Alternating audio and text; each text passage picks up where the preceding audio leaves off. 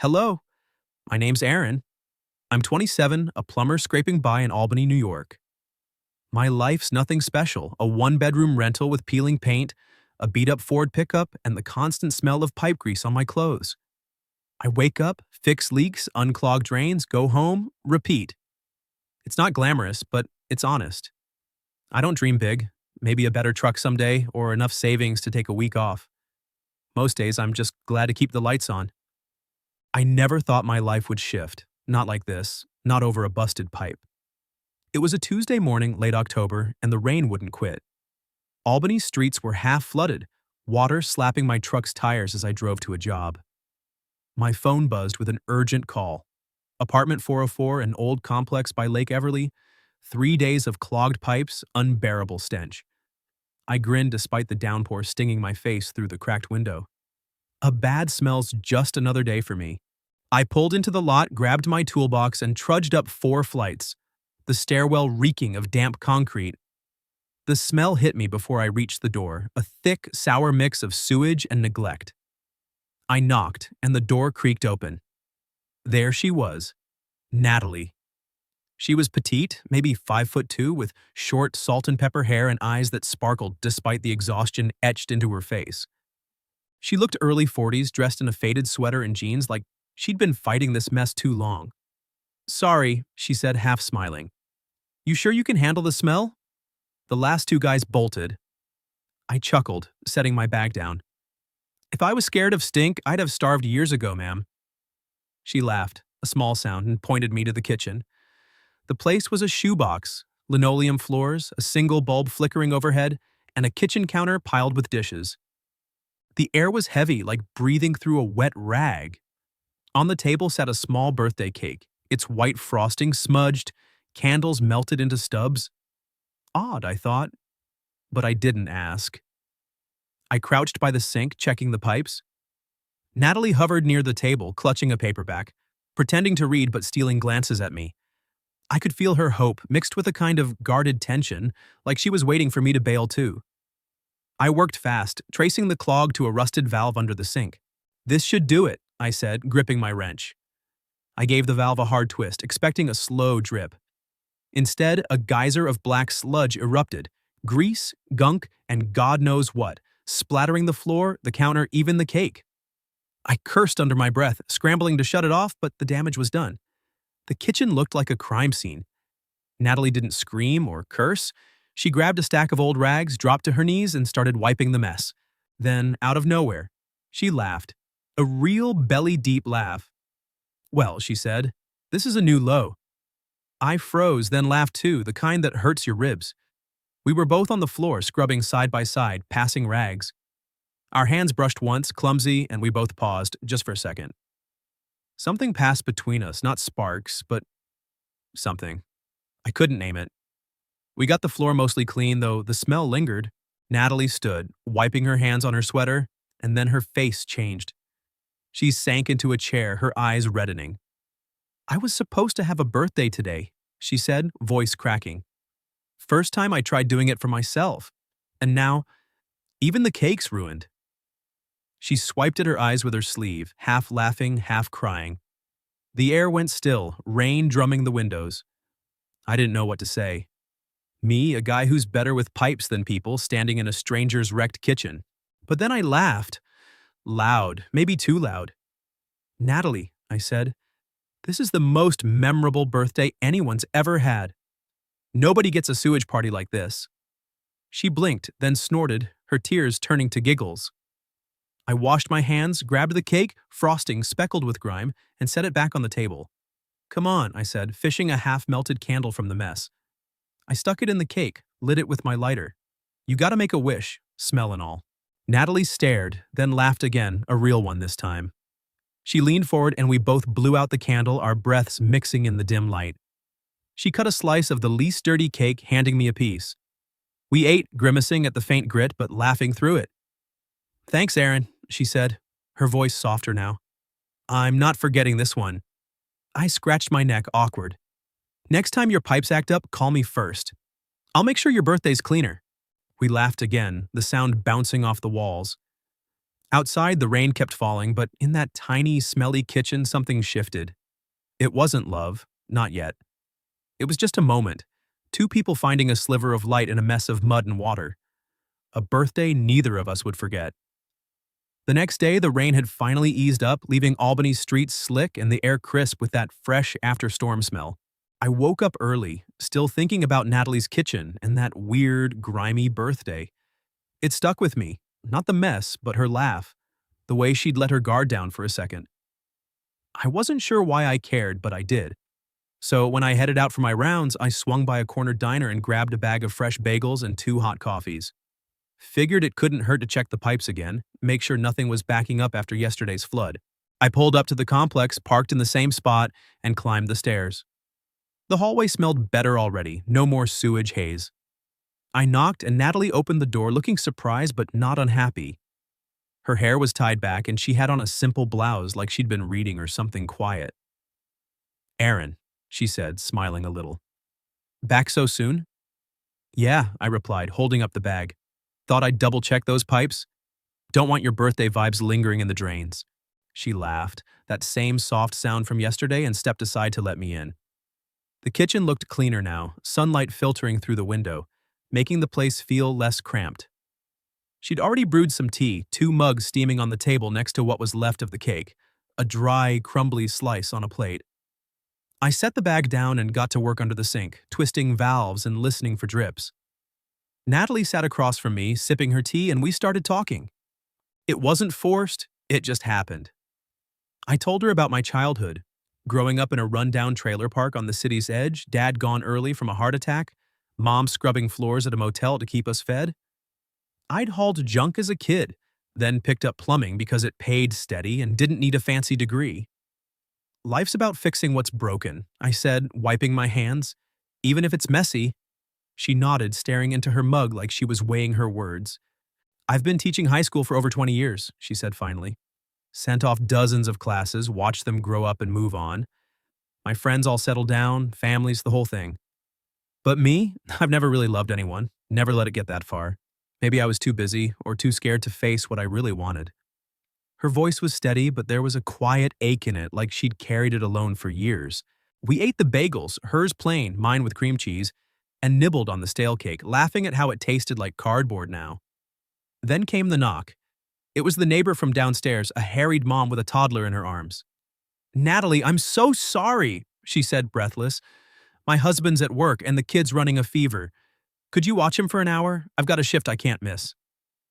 Natalie didn't hesitate. "Of course," she said, taking the boy gently. He was maybe 3, flushed cheeks and sleepy eyes. The mom thanked her and dashed off. I could have left then, the pipes were fine, but I stayed. The kid, Tommy, fidgeted on the couch, whining a bit. Natalie rocked him, but he perked up when I pulled out some dish soap from under the sink. "Watch this," I said, dipping a straw in the soap and blowing bubbles. They floated up iridescent and wobbly, and Tommy giggled, reaching for them.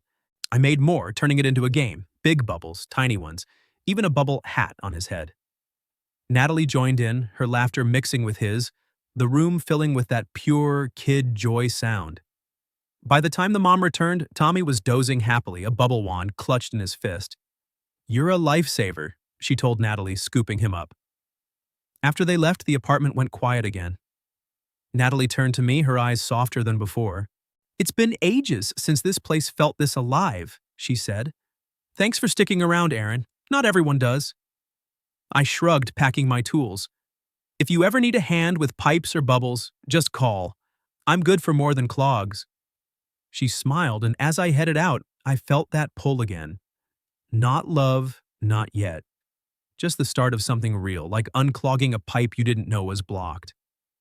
A few weeks had passed since that day with the kid and the bubbles, and things felt different. I'd been stopping by Natalie's more often, not just for pipes but for coffee, a quick chat, or to drop off a tool she might need. It wasn't anything big, no dates, no labels, just easy. Like we were filling gaps in each other's routines without trying. Albany's rain had turned relentless, turning the streets into rivers, but it didn't bother me. Work was steady, and for the first time in a while I looked forward to those check-ins. Then the call came. The building super rang me late one afternoon. Major clog in the main line, water seeping into the basement, threatening to flood half the units. It's bad, he said. Get here quick. I loaded my truck with extra pumps and snakes, drove through the downpour, and parked in the familiar lot. The complex looked gloomier than usual, rain hammering the roof like it wanted in. I headed straight to the basement access, flashlight in hand. The stairs down were slick, and the air hit me like a wall, dank, moldy, with that sharp sewage tang creeping in. Water pooled at the bottom, maybe an inch deep, rippling under my boots. I set up my gear, knee-deep in the mess, when I heard footsteps. Natalie appeared at the top of the stairs, bundled in an old raincoat, carrying a spare flashlight and a pair of gloves. "Thought you might need backup," she said, her voice echoing. She didn't wait for an invite, just slipped on the gloves and waded in. We got to work side by side, no fuss. I handled the heavy lifting, snaking the main pipe while she held the light steady, spotting clogs I might miss. The basement was a maze of exposed beams, rusty water heaters, and forgotten storage bins, lit only by our beams. We joked to cut the tension. "Natalie, you unclog like a pro," I teased, grunting as I twisted the auger. She shot back, "Aaron, you haul this junk like you were born in a sewer." Her laugh bounced off the walls, lightening the grim space. But the smell grew worse as we dug deeper, raw sewage mixing with the musty dampness, making my eyes water. We were halfway through when the power flickered. Once, twice, then out. Pitch black. No emergency lights, just the sound of dripping water echoing like a heartbeat. My flashlight died too, dead battery. "Great," I muttered, fumbling in the dark. Natalie's beam cut through, weak but steady. "Here," she said, handing it over. We sat on a dry crate, backs against the cold wall, waiting for the super to flip the breaker. The silence stretched, broken only by the drip-drip from above. In that void, Natalie's voice came soft, almost hesitant. "You ever feel like you're just cleaning up everyone else's messes?" she asked. I turned toward her voice, though I couldn't see her face. "All the time," I admitted. "But that's the job." She sighed, the sound heavy. "Not just the job. My whole life. Teaching kids who forget you the next year, fixing problems for friends who move on. I've never been the one someone needed, not really. Just the helper, the one who stays behind." Her words hung there, raw. I thought about my own life, Mom's endless shifts, my string of dead-end gigs before plumbing. "I get it," I said. "Grew up watching my mom scrape by, no one sticking around to help. Plumbing's the same. You fix it, they forget you till it breaks again. But Natalie, those kids you taught, they carry what you gave them, and me? I'm glad I stuck around that first day." She was quiet, then a sniffle. In the dark, her hand found mine, cold fingers brushing my palm. "It's been so long since anyone saw me like this," she whispered, her voice cracking. "Weak, alone." Tears now, I could hear them. I squeezed her hand, not knowing what else to do. "You're not weak," I said. "You're the one who jumped in to help today, and you're not alone, not down here anyway." We sat like that, hands linked, the drip echoing our breaths. It wasn't romantic, not yet. Just two people sharing the weight in the shadows. Then the lights buzzed back on, harsh fluorescence flickering to life. We blinked, pulling apart. Our faces were smeared with grime, clothes soaked in muck. Natalie looked at me, eyes red but shining, and burst out laughing. "We look like swamp monsters," she said, wiping her cheeks. I laughed too, deep and real. "Photo op?" I joked, holding up an imaginary camera. "For the Basement Hall of Fame." She nodded, still chuckling, the tension gone. We finished the job quicker after that, the pipe cleared, water draining away. As we climbed the stairs, the rain outside had slowed to a drizzle. "Thanks for the assist," I said at her door. She smiled, that sparkle back. "Anytime, Aaron. Basement buddies now." I walked to my truck, the flashlight in my pocket still warm from her hand. Something had shifted down there, not just the pipes, but us. I knew I'd be back. And not just for work. One stormy evening, a couple of weeks after our basement adventure, Albany got hammered by a freak nor'easter. Winds howled like banshees, rain lashed the windows, and power lines swayed dangerously outside my apartment. I was home early, nursing a beer and watching the news warn about flash floods. Natalie had texted me that morning, something casual about the weather, but nothing since. I figured she was hunkered down, reading or grading old papers she sometimes pulled out for fun. But as the storm ramped up, a nagging feeling settled in my gut. I tried calling, no answer. Texted, nothing. Maybe her phone died in the blackout rolling through town. I couldn't shake it. Grabbing my jacket and keys, I braved the gale, truck hydroplaning on slick roads. The complex lot was a lake, water up to my ankles as I sloshed to the stairs. The hallway lights flickered, casting long shadows. I knocked on 404, once, twice, louder. Natalie, it's Aaron. Silence, except for the wind rattling the building. Panic crept in. I tried the knob, locked. Pounding now, yelling her name, still nothing. Heart racing, I ran downstairs to the super's office. He was there, flashlight in hand. Something's wrong, I said. She's not answering. We need to get in. He grabbed his master key, grumbling about the storm, but followed me up. The key jammed, maybe swollen wood from the humidity. Stand back, I said, shoulder checking the door. It splintered on the third hit, frame cracking as we burst in. The apartment was dim, emergency lights buzzing. Natalie, I called, checking the living room, kitchen, empty. Then the bathroom door, ajar. There she was, on the tile floor, pale and still, a small bruise blooming on her forehead. She'd slipped, head hitting the edge of the tub or sink. My stomach dropped. I knelt, checking her pulse. Steady, but she was out cold. Call 911, I barked at the super.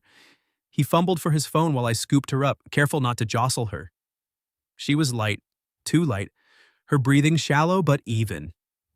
Paramedics arrived fast, sirens cutting the storm. They loaded her onto a stretcher, IV in, oxygen mask on. I rode with them to St. Peter's Hospital, holding her hand in the ambulance, whispering, "Hang in there, Natalie, I'm right here." The ER was chaos, storm victims everywhere, but they whisked her in for scans. Concussion, they said, mild, but they'd monitor overnight. No fractures, no bleeding. Relief hit me like a wave, but I wasn't leaving. I pulled a chair beside her bed in the dim room, machines beeping softly. The storm raged outside, branches scraping the window. Natalie stirred once or twice, mumbling, but didn't wake.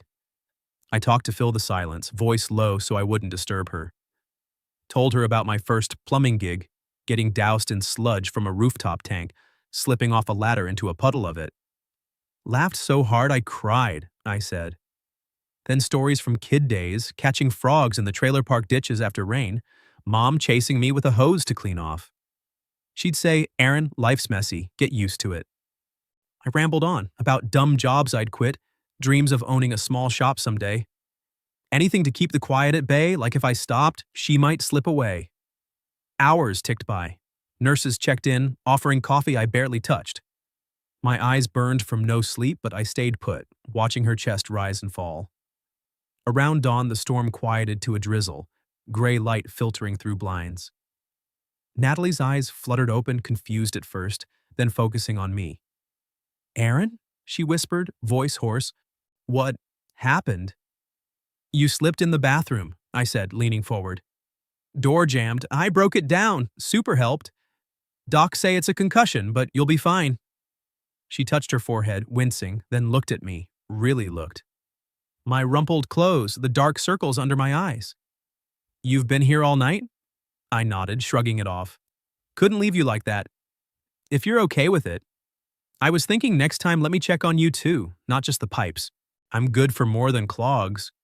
Her eyes welled up, tears spilling over. She reached for my hand, squeezing weakly. "Having someone care? It's nice," she said, voice breaking. "Really nice." I pulled a grimy rag from my pocket, the one from the basement, still stained but clean enough now. "Here," I said, pressing it into her palm. "Keep this. Next time, I'll bring a fresh one." She laughed through the tears, clutching it like a lifeline. In that moment, something locked in. Not a promise of forever, but a choice. To show up, to stay. The doctor came in, discharging her with rest orders. I drove her home, helped her settle on the couch with tea and pillows. As I left, she caught my sleeve. "Aaron, thank you." I smiled. "Anytime. Call if you need me."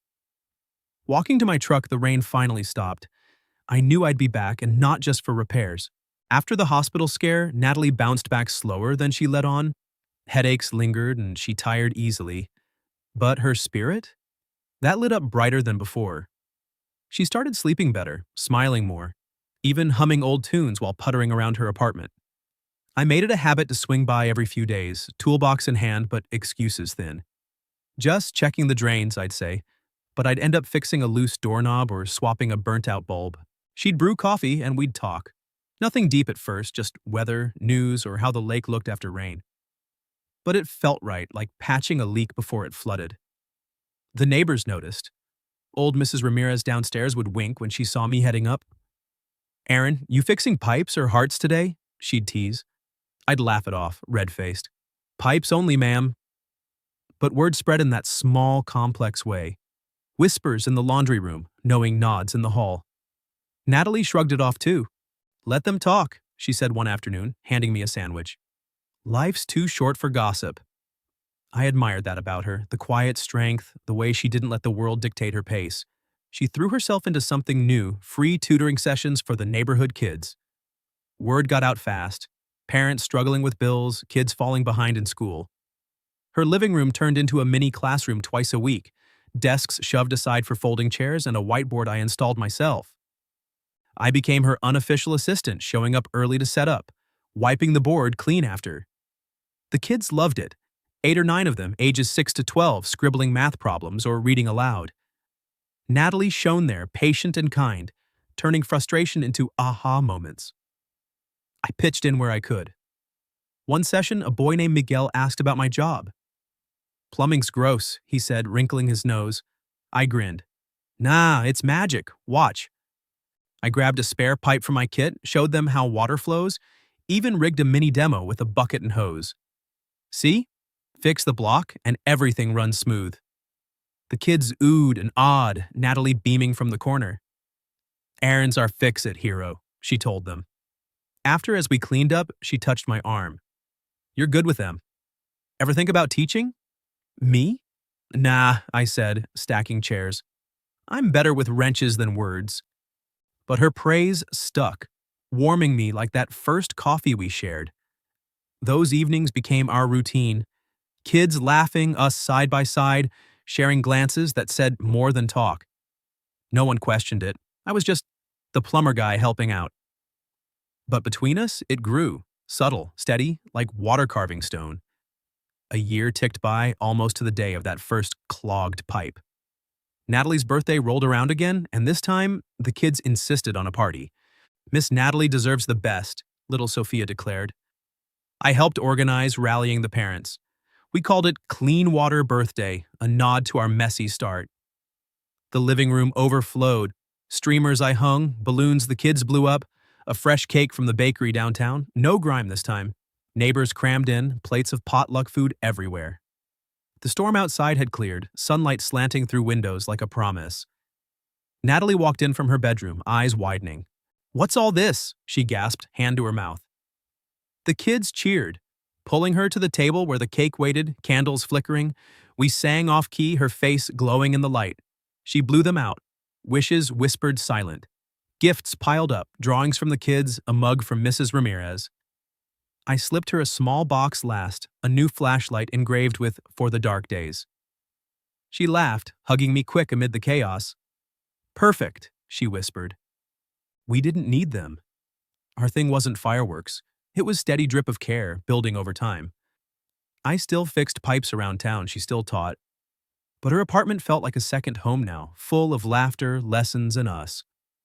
No one called it love out loud, but it was there, in the quiet moments, the shared messes.